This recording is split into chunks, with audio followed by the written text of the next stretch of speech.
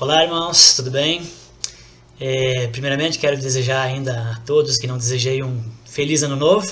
Estou no meu tempo de férias, mas gostaria de deixar essa reflexão aqui para os irmãos que nos acompanham aí no culto. Então, saúdo a todos os amigos, todos os membros e frequentadores da nossa comunidade. Nós celebramos o Natal alguns dias atrás, mas no calendário cristão nós ainda estamos no período do Natal. O período do Natal ele se estende até uns 12 dias depois do Natal. Então nós ainda estamos no segundo domingo de Natal dentro do calendário cristão. E o objetivo de que o Natal não seja apenas um dia celebrado, mas ele fique um período, é para que a gente prolongue as nossas reflexões e pensamentos a respeito da razão, da importância e do valor do Natal nas nossas vidas, na igreja e no mundo. E é isso que eu quero fazer hoje. Eu quero estender um pouquinho mais a nossa reflexão a respeito do Natal, a respeito da vinda de Cristo, a respeito da encarnação do Verbo de Deus e o que isso é importante para nós, e também tendo como pano de fundo essa nossa virada de ano, né? Que é um momento de reflexão, onde nós vamos fazer algumas resoluções, projetos, fizemos lá a nossa lista de coisas que nós gostaríamos, que não fizemos no ano passado e que gostaríamos de fazer nesse ano. Então, diante dessas resoluções, primeiramente eu quero falar para você de algo extremamente importante, que tenhamos em mente, que tenhamos também para esse nosso momento de resolução e reflexão, que é o Natal, que é essa grande reversão que aconteceu na história da humanidade, que é o momento que o desprezível, o vergonhoso, passou-se, ou teve a possibilidade, o potencial de tornar-se glorioso. À luz dessa reflexão de hoje, é que eu convido você então a pensar no seu novo ano, ok? Então eu queria fazer uma leitura com você agora. Essa leitura está no livro de Isaías, capítulo 9. Nós vamos ler do versículo 1 ao 7. Vamos lá? Mas, para a terra que estava aflita, não continuará a obscuridade.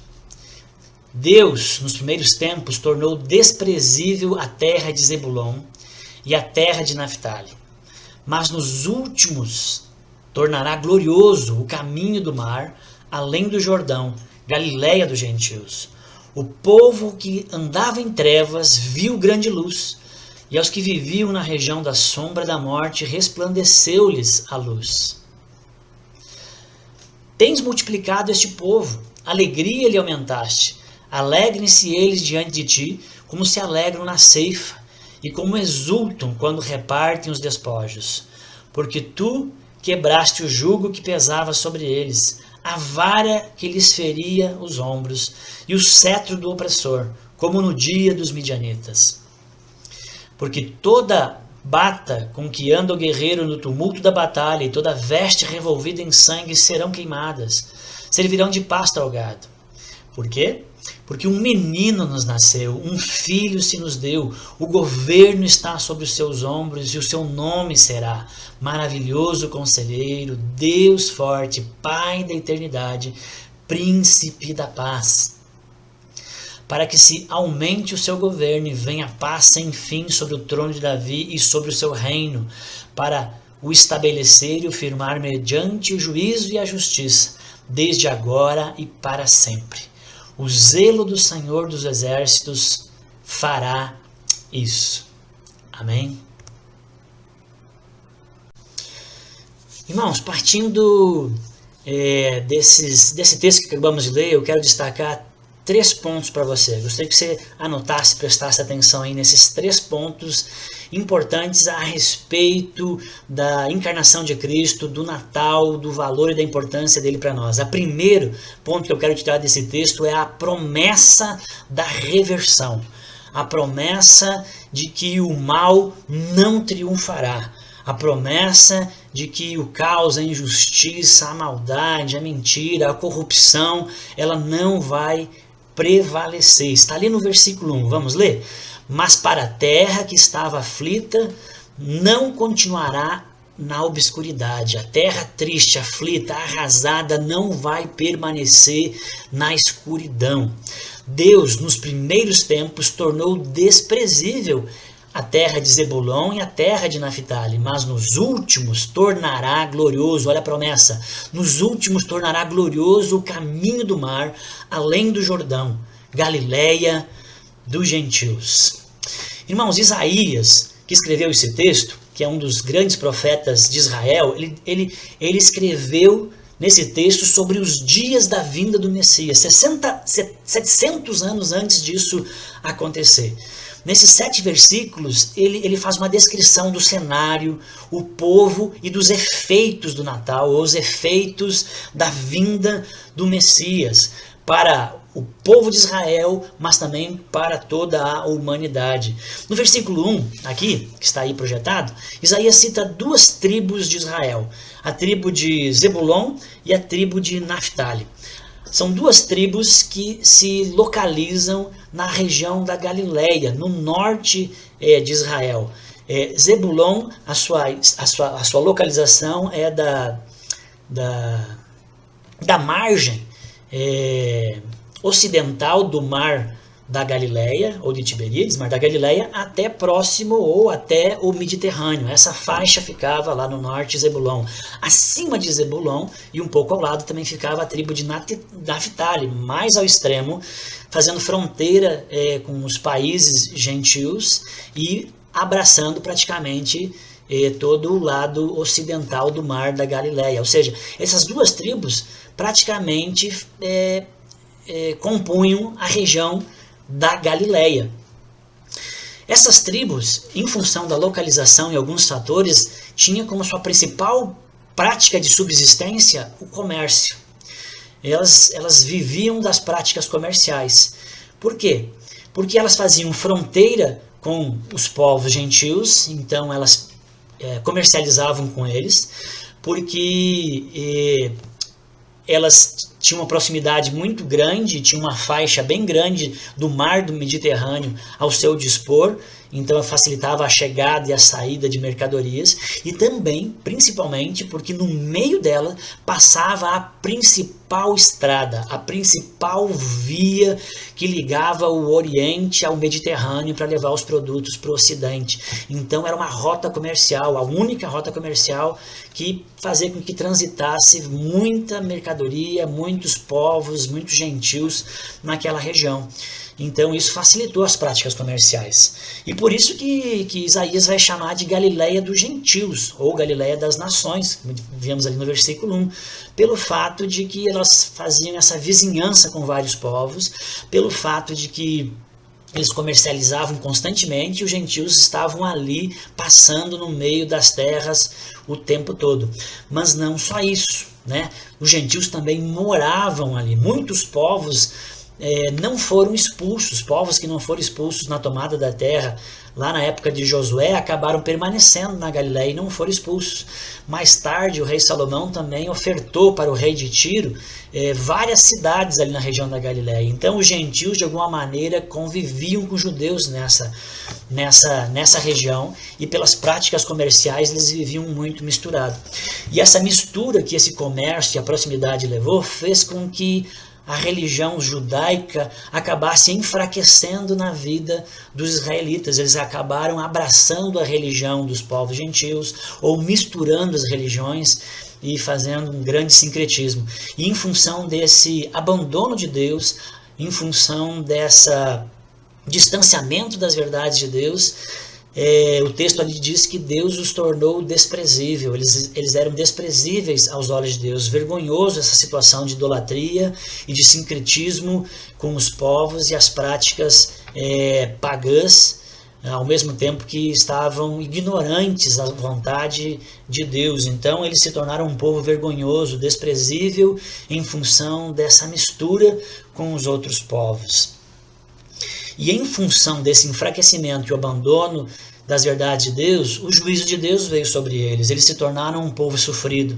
Eles se tornaram um povo muito castigado por guerras, muito assolado pelas nações vizinhas, porque toda a campanha imperialista das nações vizinhas, como a Síria, o primeiro local que eles chegavam, quando eles queriam conquistar a Israel, por exemplo, era no norte, e estava ali Naftali e Zebulon. Então eles eram os primeiros a serem oprimidos, a enfrentarem a guerra, a terem mortes, suas cidades destruídas. Então eles viviam debaixo de pressão, de caos, e especialmente nessa época que Isaías está escrevendo, é depois que aconteceu a grande destruição que o Império Assírio causou. Então a Galileia está arrasada, destruída, empobrecida, em consequência dos seus pecados, por ter vivido distante de Deus, alheio de Deus e misturado com os povos gentios. Ela está arrasada. Mas Isaías olha para essa terra arrasada e profetiza em nome de Deus, dizendo que isso aconteceu nos primeiros tempos por causa das práticas pecaminosas do povo, mas nos últimos tempos Deus vai vir com misericórdia sobre eles, e essa situação de vergonha, essa situação de ruína vai ser revertida,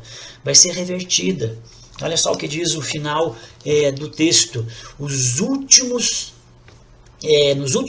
tempos, nos últimos dias, tornará glorioso o caminho do mar, além do Jordão, Galileia dos gentios. Queridos, Deus não é homem para que minta, nem filho do homem para que se arrependa daquilo que ele disse. A palavra do Senhor, Evangelho de Mateus, capítulo 24, versículo 35, diz que passarão céus e terras, mas a palavra do Senhor não passará. 2 Timóteo 2:13 diz: mesmo que nós sejamos infiéis, Deus permanece fiel.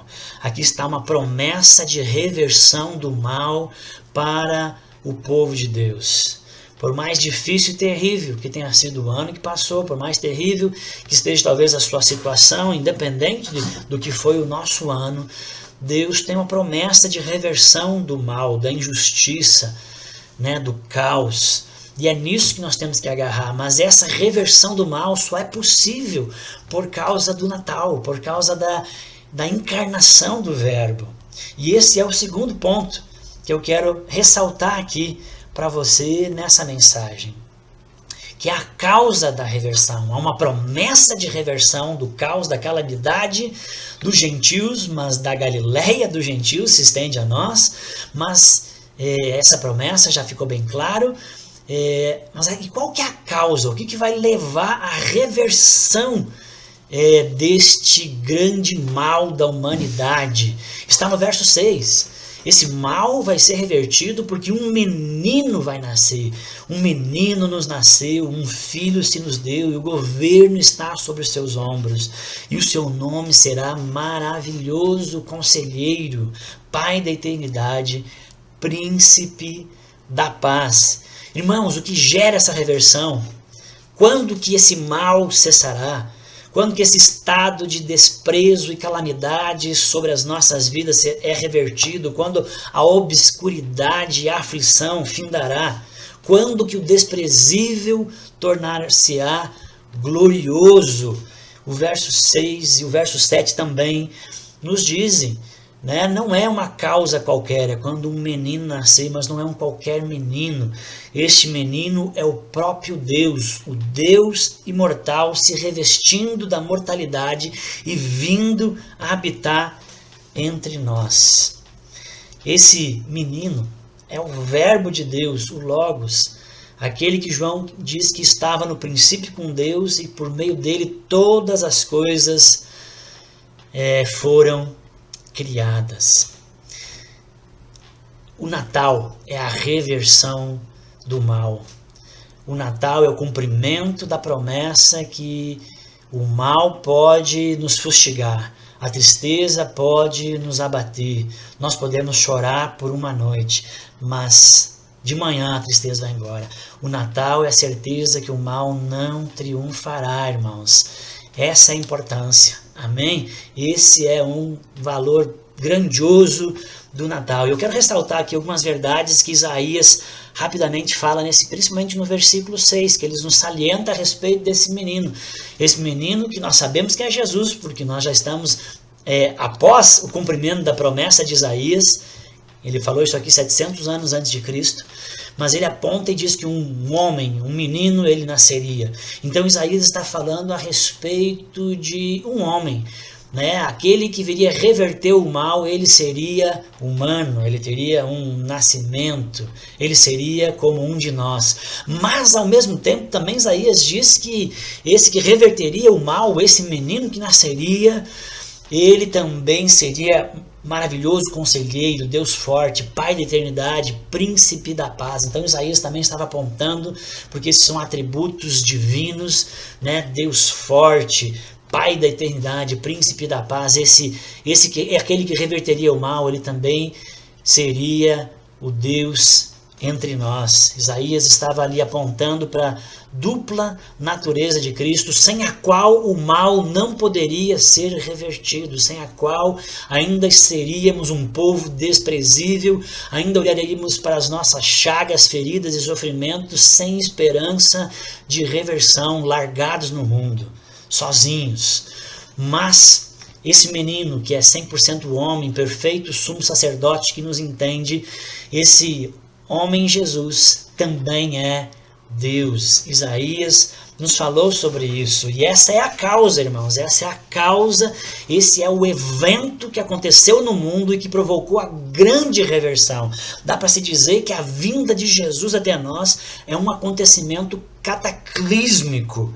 É algo que muda totalmente a realidade. Algo que aconteceu há 2000 anos atrás, mas que nos atinge com força ainda até hoje. E não é à toa que o mundo, após esse evento na história, é conhecido como antes e depois de Cristo. É um evento que transformou o mundo e que continua a transformar o mundo. Por isso que o Natal não é só um dia. O Natal é a transformação, a reversão do mal, a vinda de Deus até nós. E que causa transformação. Todo dia há transformação de pessoas que estão perdidas nos seus pecados, nos seus vícios, famílias são transformadas, casamentos são restaurados, filhos são recuperados. Esse evento cataclísmico que provoca transformação, esse Natal continua a acontecer todos os dias. Nós celebramos num dia e continuamos aqui no calendário cristão, lembrando dele mais um pouquinho para você não esquecer da importância e do valor desse evento e o quanto que ele se encaixa na nossa realidade no todo. Por isso que olhamos para 2021, não confiando apenas nas nossas habilidades, né? Não apenas nas nossas forças, nos nossos desejos, para aquelas coisas que nós queremos alcançar, mas olhando para Cristo e sabendo que Ele já venceu o mal, que Ele já triunfou e sobre nós está esses efeitos da sua vitória. Então a causa, irmãos, da reversão é a vinda de Cristo, a reversão do mal, a conquista do bem, né? O alcance do belo, do verdadeiro na sua vida, só vai acontecer de maneira plena se você de fato abraçar essa promessa e se você entender que aquele que reverte o mal é Cristo. Senão, o seu novo ano ainda não vai ser pleno. O seu novo ano só vai tangenciar o belo, o verdadeiro e o bom, se não for experimentado e vivido a partir da encarnação do Verbo e dos efeitos da sua vinda sobre nós. Então essa é a causa. E um terceiro e último ponto aqui que eu quero salientar para você é os efeitos. Falamos aqui que Isaías falou da promessa, da reversão do mal. Vimos a causa no versículo 6 da reversão do mal, mas agora eu quero falar aqui dos efeitos da vinda de Cristo, do Natal, sobre a humanidade, em especial sobre o povo de Deus da Galileia dos gentios. Quais são os efeitos? O primeiro efeito, o primeiro acontecimento nas nossas vidas por causa da vinda de Jesus e do Natal é a iluminação. A experiência da iluminação. Olha o que o versículo 2 diz, após a promessa: o povo que andava em trevas viu grande luz, e aos que viviam na região da sombra da morte resplandeceu a luz. O povo que andava em trevas viu grande luz. Irmãos, aí está dizendo aqui que o povo estava em trevas. O povo de Deus, e tanto gentios quanto judeus, porque era a mescla dessa região, eles andavam, eles não estavam só sem trevas, mas eles precisavam viver, e eles viviam, eles andavam em trevas. Estar em trevas e viver em trevas é não ter a capacidade de perceber as verdades de Deus, os desígnios de Deus, os planos de Deus para a existência. Eles estavam ignorantes a isso. Esse povo, Isaías diz, viu grande luz. Eles tiveram os seus olhos abertos. Eles passaram a enxergar. E esse é o primeiro efeito da vinda de Cristo até nós. Nós que estávamos em trevas e não percebíamos Deus na realidade, não buscávamos a Deus porque não tínhamos condições de acessá-lo, passamos a ver, passamos a ter condições de se relacionar com Deus por causa de Cristo. De povo de trevas passou a um povo iluminado, né? Com os olhos e ouvidos, aquele povo, eles tiveram a experiência de ouvir e ver o Salvador, porque Jesus habitou no meio deles. Todas as pessoas nascidas nessa terra precisam de iluminação. Todas as pessoas nascem cegas, todas as pessoas nascem alheias a Deus e às suas verdades e precisam de iluminação em algum momento das suas vidas. Mas isso não é obra humana, isso não vai acontecer pela busca do conhecimento, pela filosofia e pela ciência. Não é pela razão pura. A iluminação é obra do Espírito Santo. É Ele que nos conduz a toda a verdade, diz João. A iluminação é o processo de tornar real as verdades que nós não percebemos. As verdades a respeito de Deus. Por exemplo, nós, pela iluminação, pela vinda de Cristo, nós tornamos-nos conscientes da realidade dos nossos pecados e da realidade do nosso destino terrível sem Deus, para aqueles que estão nas trevas. Pela iluminação, nós temos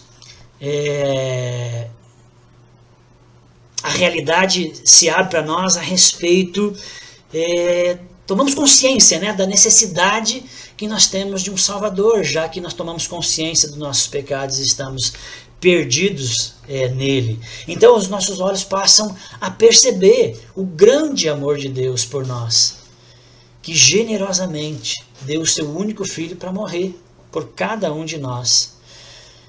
Gritantemente agora nós vemos tudo aquilo que estava encoberto e nós passamos a ver a maravilhosa bondade e a mão de Deus sobre as nossas vidas sem que a gente mereça. Todos os dias nós temos essa experiência da iluminação. Deus, Jesus, a graça, o Espírito Santo, agora eles compõem a realidade da nossa vida. Jesus disse: eu sou a luz do mundo. João 8,12. Sem Jesus no coração, nós andamos em trevas, diz o texto. A nossa experiência humana, ela é reduzida. Porque estamos em trevas e andando em trevas, temos uma vida insegura, uma vida muito instável e também empobrecida, porque nós não usufruímos da beleza da realidade da criação de Deus de maneira correta, nós estamos cegados, somos empobrecidos. Vivemos a vida basicamente na tentativa e erro, pragmática, utilitarista, fluida. Jesus, ao dizer eu sou a luz do mundo, ele se equipara ao que Salmo 119, 105 diz: lâmpada para os meus pés é a tua palavra e luz para o meu caminho. Quando Jesus disse eu sou a luz do mundo, ele está dizendo eu sou a maneira de vocês enxergarem a verdadeira realidade. Eu lembro da frase de C.S. Lewis, que diz: eu acredito no cristianismo assim como eu acredito no sol que nasce todo dia. Não porque o vejo, mas porque através do sol eu vejo todas as coisas. A experiência da iluminação é a experiência de olhar para a vida, para a família, para o trabalho, para o lazer, para os filhos, para os sonhos, para as metas, né? Para tudo. Agora a partir de Cristo, a partir dos desígnios e da vontade de Deus. coisa que o povo da Galileia não tinha, mas a partir da vinda de Cristo até eles, eles começaram a ter a experiência da iluminação e ver a verdadeira realidade de Deus.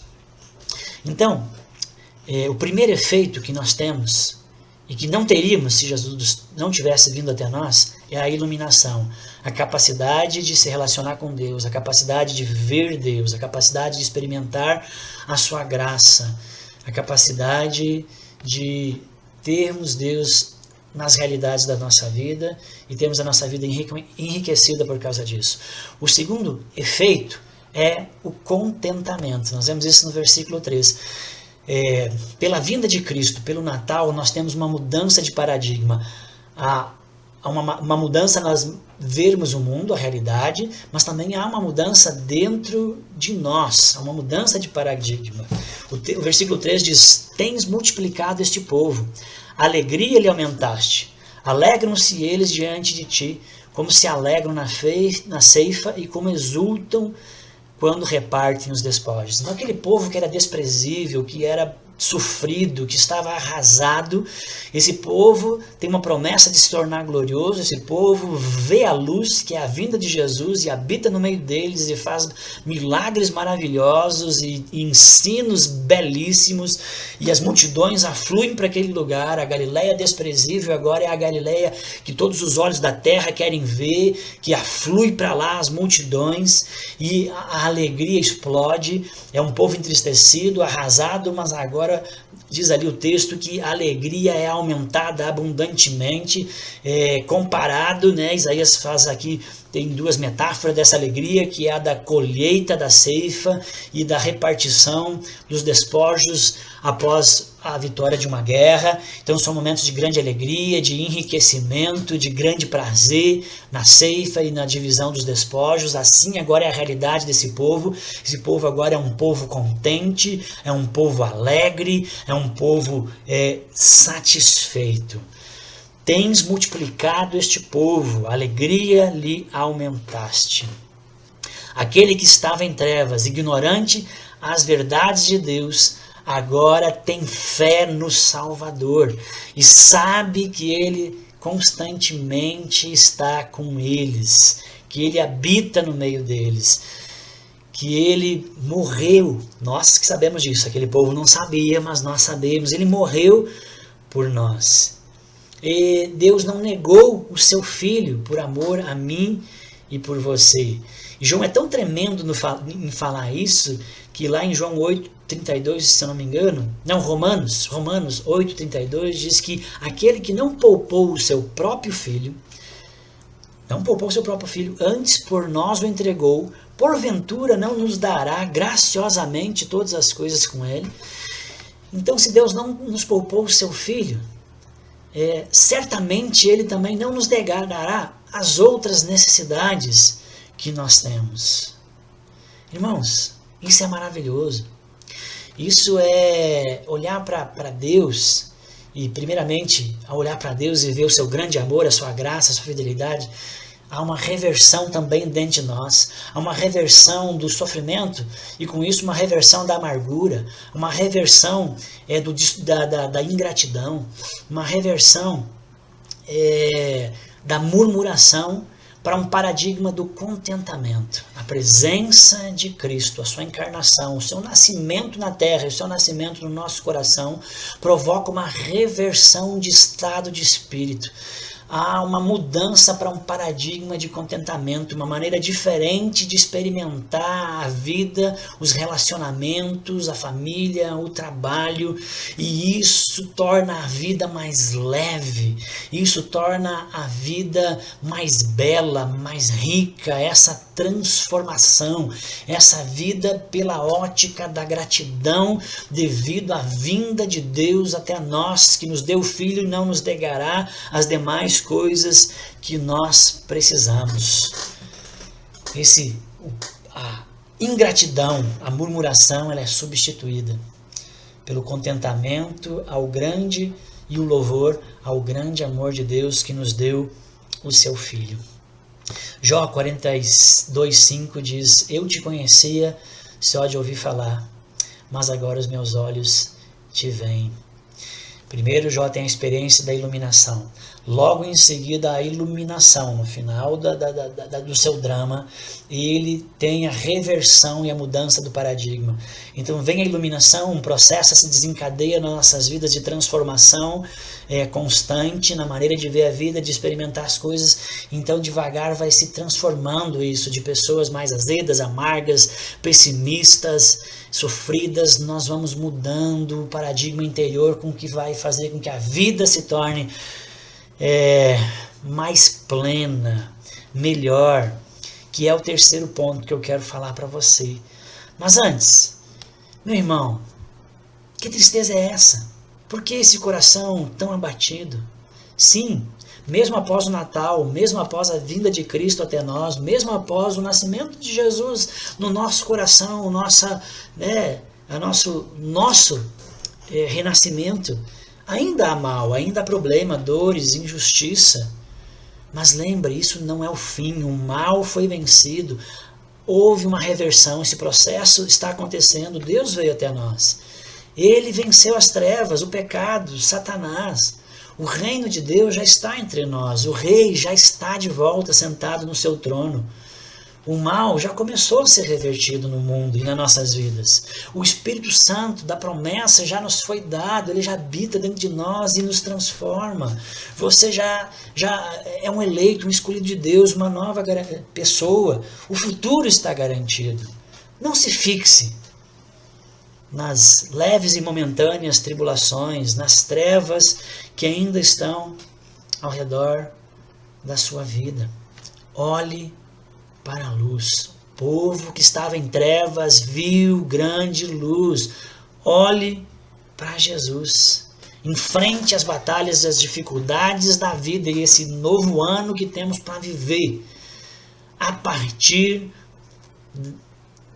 do paradigma, do evento da vinda de Cristo até nós. E Ele agora está conosco, vencendo o mal no mundo e nas nossas vidas e também através das nossas vidas. Se você, meu irmão, que está abatido, entristecido, fixar os seus olhos na luz, acreditar na promessa da reversão, você vai ter a capacidade de viver conforme Paulo nos ensina em 2 Coríntios 6,10.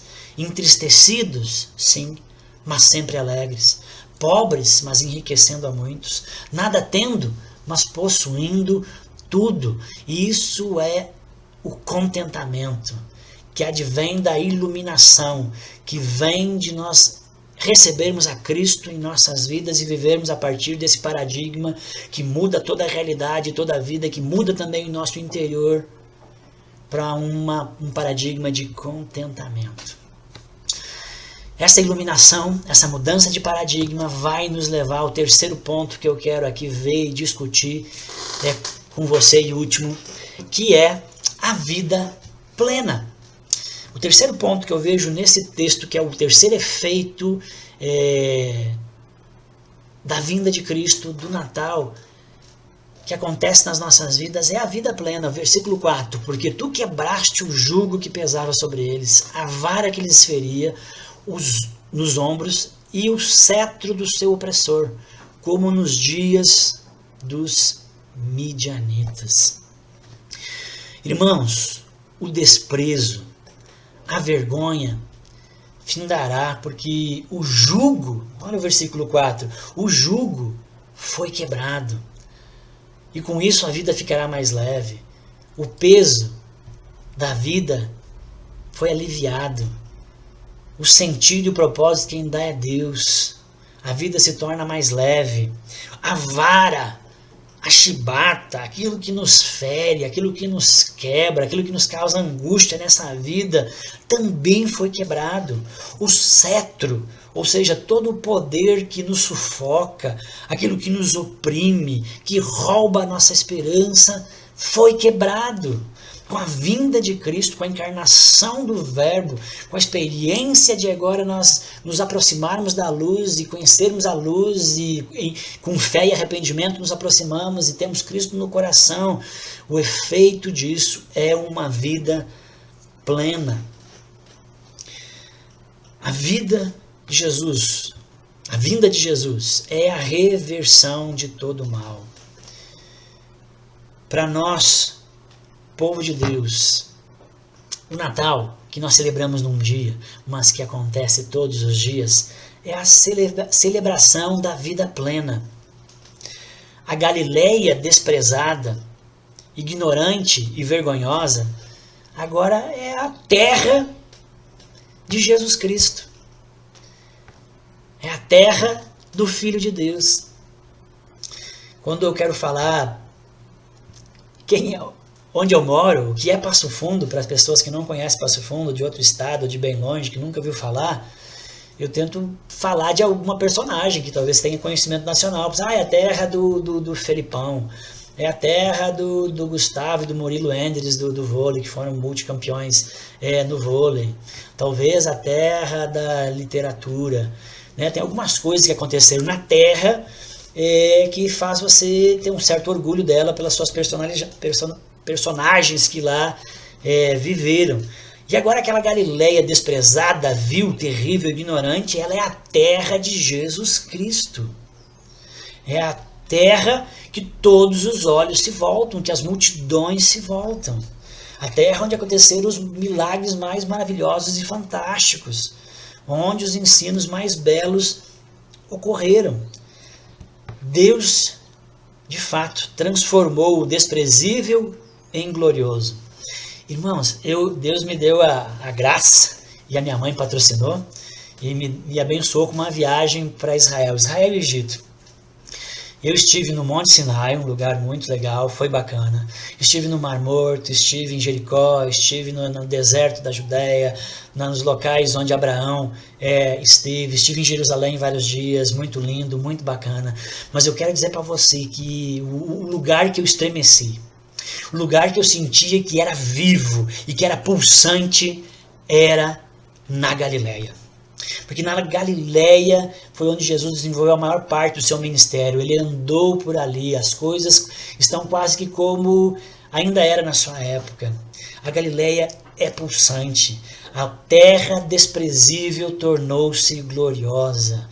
E é isso que Deus também tem para nós, a nossa vida desprezível debaixo do jugo, do peso, da opressão e do sofrimento do pecado. É transformado na vida gloriosa de um filho de Deus, que ainda sofre sim, que ainda passa por injustiças e dificuldades, mas já teve a sua posição revertida, o seu status revertido para filho de Deus e agora habita na família de Deus. O seu futuro está garantido por mais que haja dias difíceis. E ainda nós não somos, Paulo diz, aquilo que haveremos de ser. Queridos, quando Jesus nasce no coração daquele que estava perdido nas trevas, há transformação. Uma grande reversão começa a se desenvolver. Avançamos do desprezível estado de pecado, como eu falei, para o glorioso estado de filho de Deus. Irmãos, a vida debaixo do pecado, a vida aprisionada pelo pecado, a vida nas trevas, sem Deus, é uma vida vazia, é uma vida terrível, porque o pecado esvazia a humanidade que há em nós. Então a vida se torna caótica. O pecado é como o anel nos filmes do Tolkien. O que aconteceu com o Gollum. À medida que ele convivia com o anel, ele foi se transformando num monstro, numa figura horrenda. Ele perdeu todas as suas propriedades humanas, por assim dizer. E é isso que o pecado faz. O pecado esvazia a humanidade. Por isso que a vida nas trevas, a vida longe de Deus, alheia aos desígnios e à vontade de Jesus, é uma vida pobre, pesada, terrível. Deus enviou seu Filho para morrer na cruz em nosso lugar, para reverter esse caos da existência. A experiência da grande luz, que é Jesus, torna a vida mais plena. Ela se torna mais plena porque ela se torna mais leve por causa da libertação do pecado e da culpa, o versículo 4 diz. Ela se torna plena porque ela fica mais simples e mais bela por causa do contentamento gerado pela graça de Deus, pelo amor de Deus experimentado dentro de nós e que transborda. Ela se torna mais plena porque ela se torna mais rica, mais humana em função da quebra das cadeias do pecado e que vem pela iluminação, porque agora nós vemos Deus, vivemos segundo a sua vontade, percebemos a natureza e o mundo de fato como deveríamos perceber. E essa fé rica depositada no Salvador, que é Jesus, leva-nos a ter uma vida mais plena. Então, irmãos,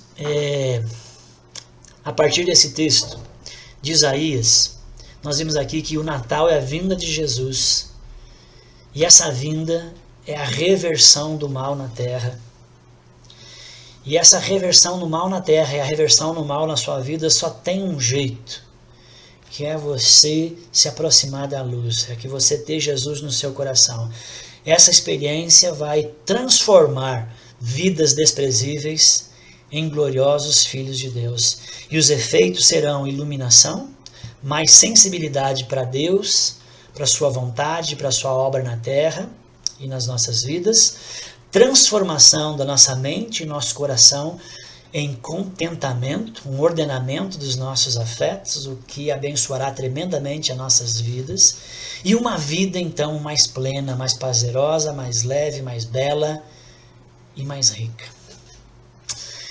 Era isso que eu queria deixar para vocês como reflexão a respeito de quem é Jesus, o que ele fez, o que significa a sua vinda, o que significa andar com ele, o que significa ter ele no nosso coração e ser um discípulo dele. Então nós estamos num momento de nós, alguns quererem ressignificar um novo ano, já que o passado foi ruim, ou talvez o seu caso é que vários passados têm sido ruins. Ou para alguns é um momento de fazermos planos, metas e alvos. O Adrian falou sobre isso na pregação passada, né? A gente quer pensar na saúde, na família, trabalho, sonhos, cursos que a gente quer fazer. Irmãos, isso não é errado, isso é legal. Paulo diz, eu corro, né? Lá em Coríntios, ele diz isso, Coríntios 9, eu corro não sem meta. Ou seja, Paulo tinha metas, Paulo tinha propósitos. E eu acho muito bacana você ter alvos e ter propósitos, inclusive, não só na mente, escrever e você correr atrás disso.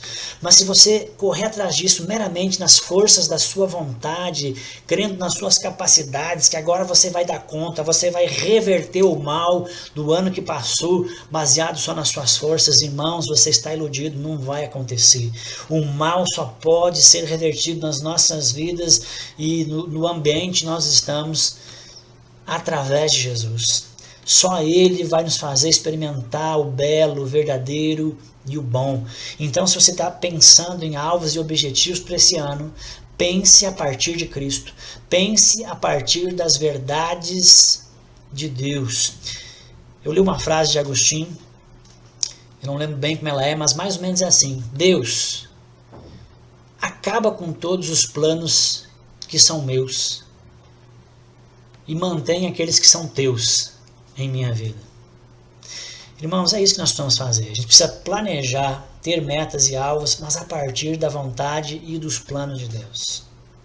E sobre os alvos e planos de Deus, aquele que encarnou, que nos iluminou, que nos transformou de dentro para fora e que nos dá uma vida plena, eu quero desafiar você, pensando em todos os seus objetivos e alvos e coisas que você quer ver acontecer nesse ano, mas eu gostaria que você priorizasse duas coisas. A partir dessa grande obra e grande amor que Deus demonstrou na cruz e o que Cristo fez por nós. Que você priorize Deus em 2021. De uma maneira que você não fez em 2020, ou que você faça além do que você fez em 2020, que você priorize Deus na sua vida. aquele que não mediu esforços para reverter o caos na nossa vida. Priorize Deus, priorize a oração, priorize a leitura da Bíblia, a meditação, né? Desafio você a abraçar aí talvez um objetivo de fazer uma leitura da Bíblia toda num ano. Se é pesado para você, então pega o desafio que a gente sempre lança aí de ler a Bíblia em 3 anos. Se você parou, começa de novo. Leia a Bíblia, medite. Tenha um tempo com Deus todos os dias. Priorize Deus. A partir de Deus, o mal que há em ti vai ser revertido e você vai ter uma relação melhor consigo mesmo, vai se entender melhor, vai relacionar-se melhor com os outros, vai relacionar-se melhor com o mundo, com a vocação. Somente a partir de uma vida restaurada com Deus. Não priorize Deus, porque senão 2021 não vai ser grandes coisas.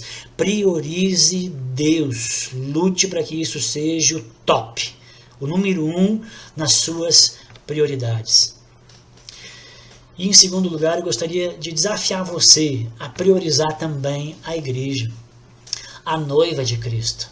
Jesus, aquele que reverteu o mal e que continua revertendo o mal, que reverte o mal nas nossas vidas e torna ela plena. A Bíblia diz que ele é o cabeça e a igreja é o seu corpo. E nós somos ligados em Jesus porque somos o seu corpo. Se você não está no corpo, então você não pertence, você não está em Jesus. Estar em Jesus, ser de Cristo, é estar no corpo.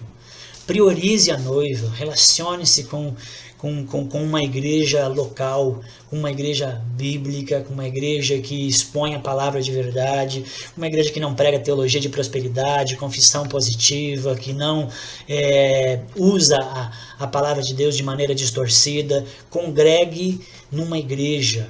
Não seja um desigrejado, não seja alguém que acha que pertencer à igreja universal é suficiente. Não, irmãos. A Bíblia, quando fala de igreja, ela ensina que existem 2 tipos de igreja, que é uma igreja universal e nela compõem todos os cristãos que já habitaram nessa terra, todos os filhos de Deus, mortos e vivos do mundo. É uma igreja genérica, por assim dizer, que é essa que Jesus vai vir e vai levar. Mas a maioria absoluta das vezes, quando o Novo Testamento fala da igreja, ele fala de uma igreja local, de uma igreja visível, onde as pessoas congregam, onde as pessoas estão. Então, pertencer à igreja universal, a igreja genérica, não é o plano de Deus. O que Deus tem para nós é pertencer a uma igreja local. Então, põe aí na sua lista congregar. Congregar é estar presente, é estar nas atividades, é ter amizades, é ter vínculos de família, é relacionar-se. Eu não me lembro agora um dos pais da igreja, um dos bispos da igreja, ele tem uma frase bem famosa a respeito da igreja que diz assim: você não pode ter Deus como pai se você não tiver a igreja como mãe. E Gálatas 4 dá toda a base para isso. Se você ler lá Gálatas 4, você vai ver a base para essa frase. Cipriano, Ambrósio, não lembro. Você não pode ter Deus como pai, meu amigo, se você não tiver a igreja como mãe.